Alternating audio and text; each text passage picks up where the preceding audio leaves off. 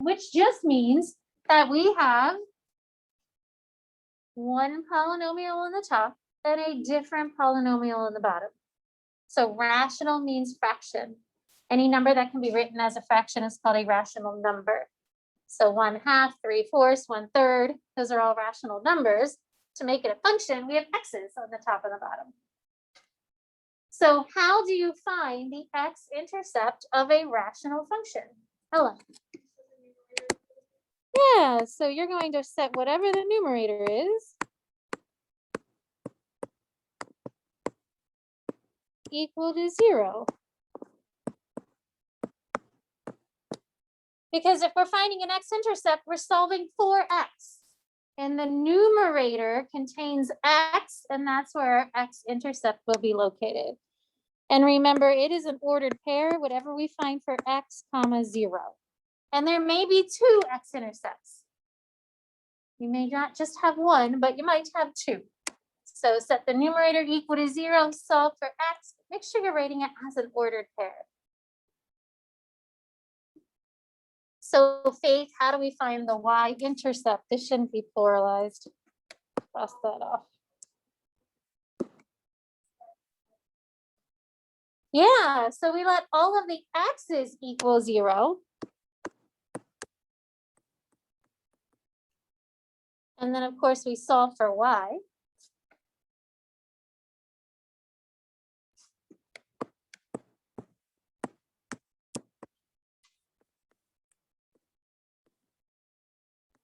This is still an ordered pair, but instead the x is now 0 and we know the y value. There will only be one y-intercept. So y is by itself, it's in y equals form. That's what makes it a function, to have a one y-intercept. It has to pass the vertical line test to be a function. So we have our x-intercept, our y-intercept, two important parts of the graph. And then we have our asymptotes. These rational functions have vertical and horizontal asymptotes. God bless you. When we were looking at the log function, it had a vertical asymptote. The exponential function had a horizontal one. So now we have both. To find the vertical asymptote, Jordan, what do we do? Yeah.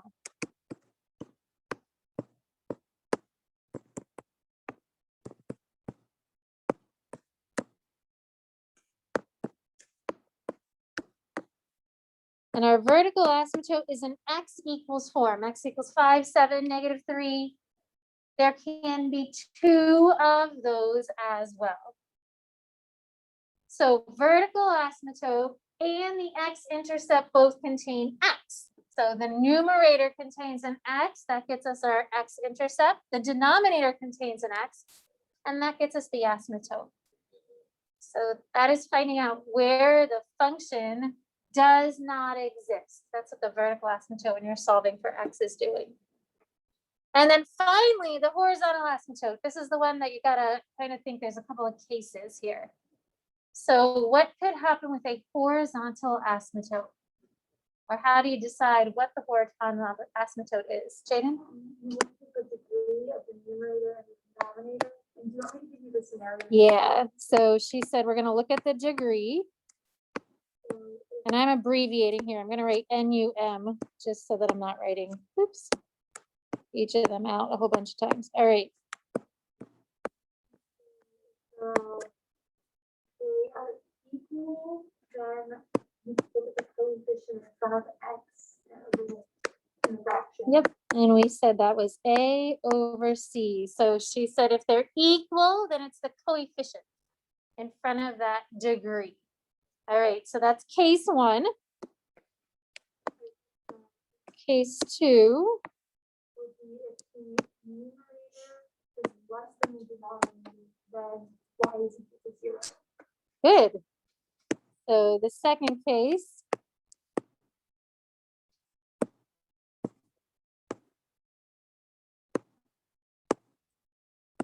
If the degree of the numerator is less than the degree of the denominator, she said y is equal to 0.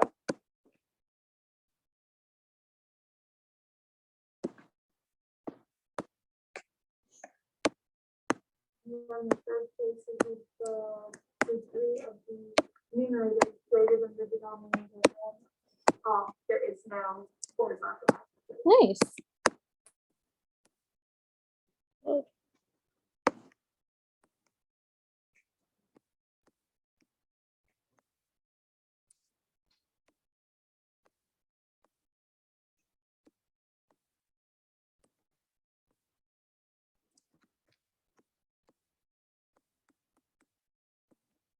So you have three different options. It's one of those three options. Are they equal? If they're equal, then it's the coefficient in front, numerator over denominator.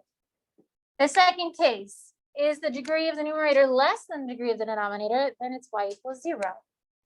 And then the last case, if the degree of the numerator is bigger than the degree of the denominator, then there is no horizontal asymptote. And that's because the value of the fraction on the top is going to continue to get big. So my numbers just continue to get big. So there's nothing kind of flattening it out horizontally. Finally, the last two parts that we're asked to analyze would be our domain and our range. So Ava, the domain are what values of the graph? Yeah.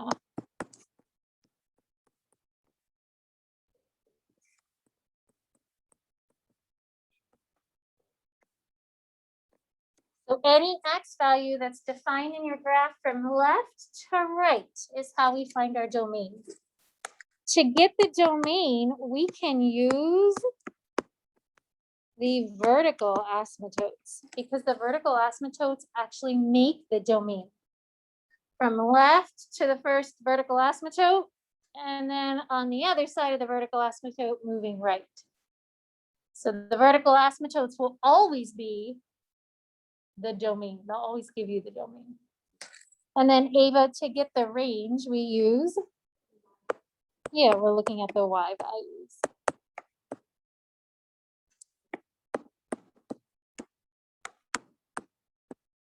To find the y, you really must look at the graph. So you can't use the horizontal asymptote. Sometimes it helps us, but we really must look at the graph.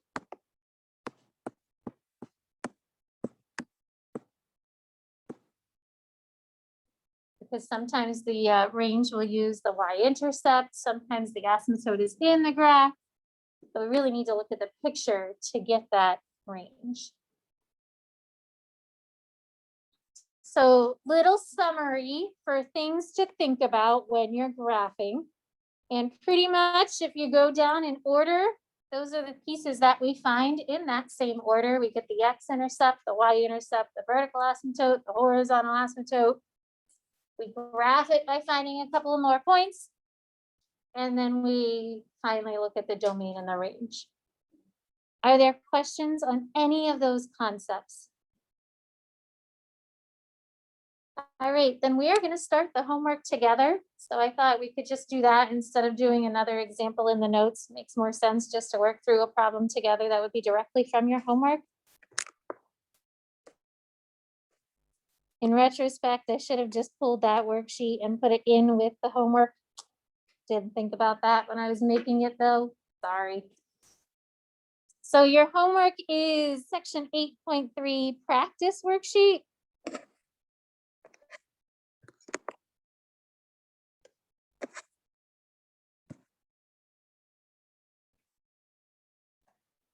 I'll let you pull it up and we can take a peek at this just to see what's going on with this worksheet.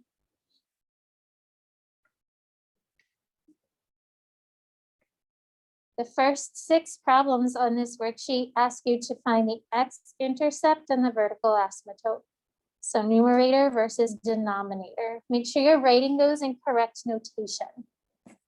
I would like us to graph number 7 together.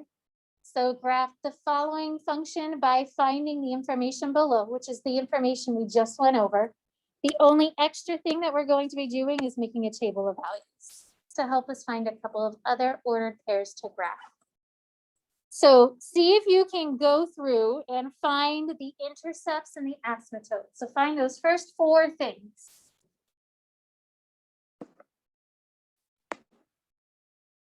And hopefully this will help summarize the graphing, clarify any issues with graphing, especially the time to practice in class.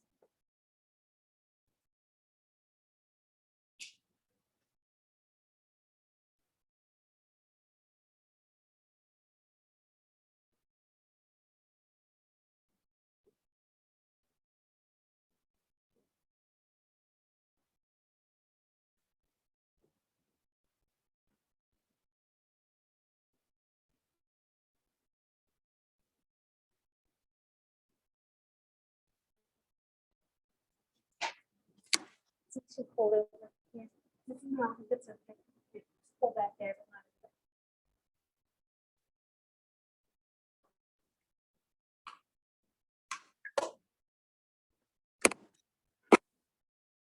there. And you probably can write the domain once you know the vertical asymptote, because we don't need the graph for the domain.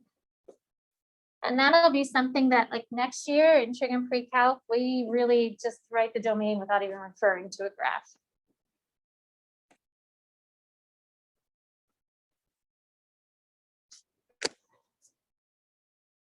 So Faith, what do you have for the x-intercept? Why not? Yeah, so if you set the numerator equal to 0, it's just 3. It doesn't contain an x.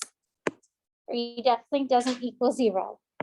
So make sure you are writing none. There is no x-intercept. So if the numerator doesn't have an x, it cannot have an x-intercept. The y-intercept, we said it's found by letting all of the x values be 0. So Gabby Snyder, what do you have for the y-intercept? Yeah, 0, -3. Brooke, how about the vertical asymptote? What's going on with that?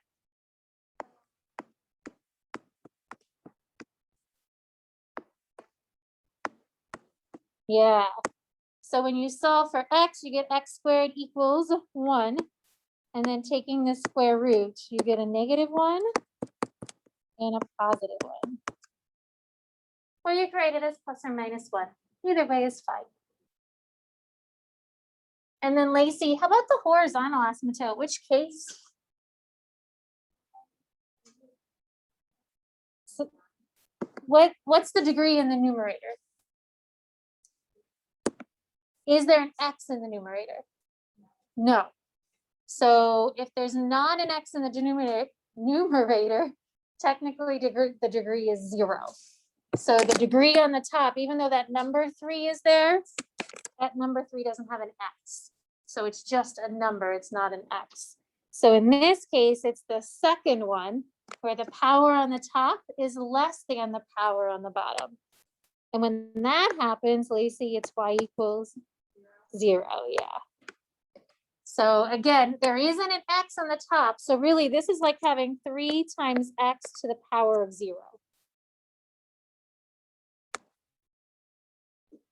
And then you can do the domain if you wanted to.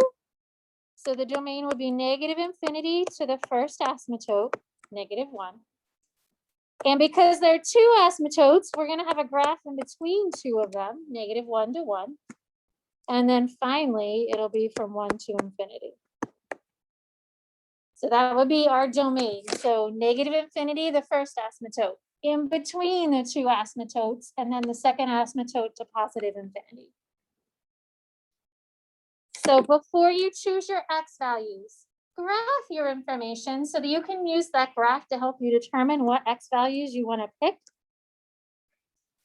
We have an intercept at 0, -3 on the y-axis. But there is no x-intercept, so we're not going to graph anything on the x-axis. We have a vertical asymptote at -1 and +1.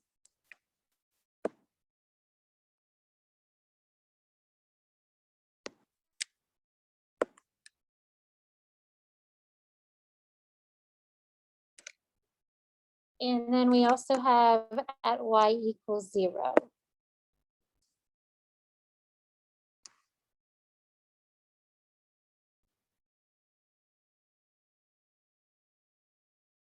All right, so when there are 2 asymptotes, you need to pick a few extra points because you need to pick points that are to the left. You need to pick points in the middle because we have to know what's going on in the middle. And then you need to pick points to the right. So 2 points on the left, 2 points on the middle, 2 points to the right. And you can make them like very similar. Whatever you pick on the negative side, you can pick the same values, but being positive.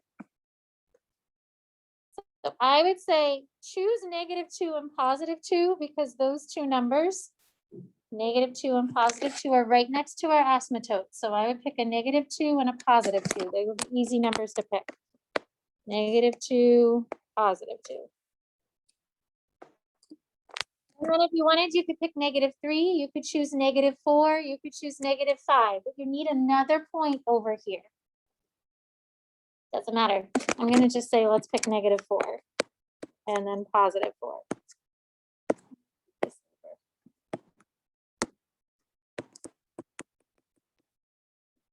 And then you need 2 points in between these vertical asymptotes.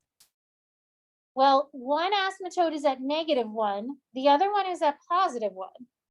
But you need to find 2 points so that you know what's going on in the middle of these. So Gabby, so what X values do you think would be okay to choose in between -1 and +1? Yeah, and sometimes your X values are going to have to be fractions. So a -1/2 and a +1/2. So let that calculator help you when you're plugging in these numbers. This one has a 3 on top, so that makes it a little better.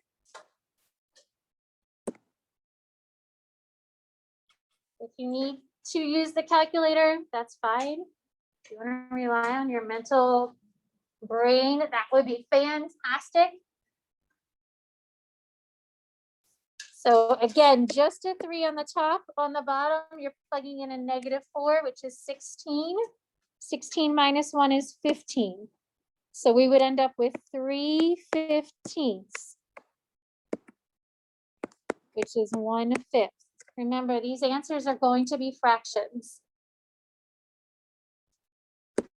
And you plug in a 2, 2 squared, -2. -2 squared is 4. 4 minus 1 is 3.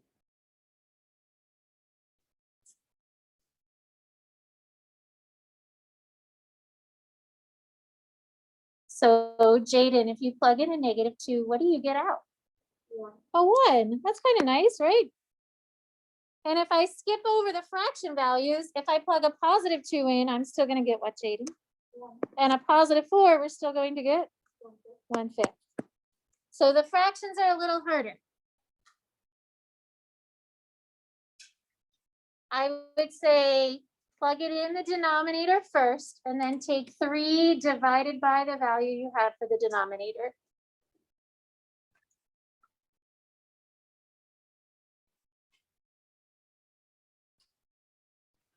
And they work out to be pretty decent.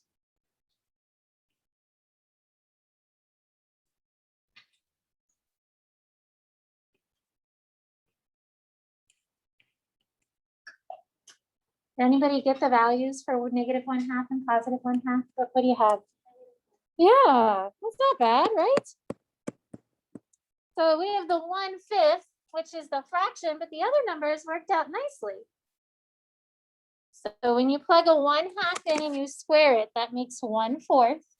1/4 minus 1 is -3/4. 3 divided by -3/4 is -4. So let's see if we can get this to graph now. Again, we had to choose all of these X values to make sure you're getting numbers on the left, numbers in the middle, and then numbers on the right. So anytime there's 2 asymptotes, make sure that you have 2 points on the left, 2 points in the middle, 2 points on the right.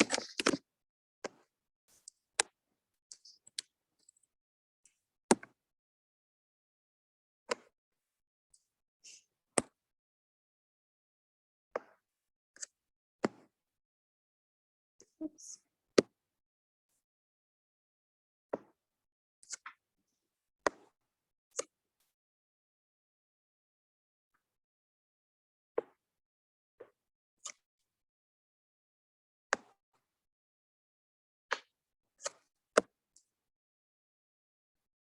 So I plotted my points.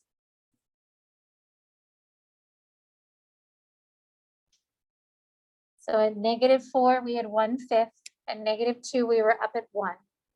And then at -1/2 and +1/2, you're down at -4.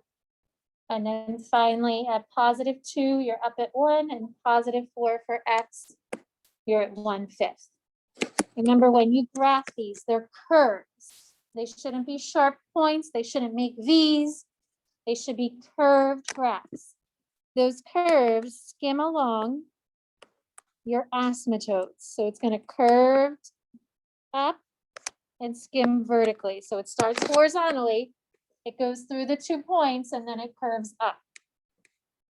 In the middle, there's these 3 points. Those 3 points, if I connect the 3, they make a U. And then they're just going to skim vertically, make the U, and it goes back down. Kind of looks like a little parabola in there. And then again, my last set over here, curve, follow the asymptote. Please don't just stop it at that point. Make it go a little further on your graph. So the last part here is getting the range. Use your graph, use the points in your graph to help determine the range. Riley, do you know what the range would be? Let's look at this bottom piece right here. So how high up does it go? Yeah, so from -infinity to -3. Riley, do you know what goes around the -infinity and the -3? Yeah, a bracket with the -3, parenthesis with the -infinity. The -3 is the intercept, so it gets a bracket because it's an actual point in the graph.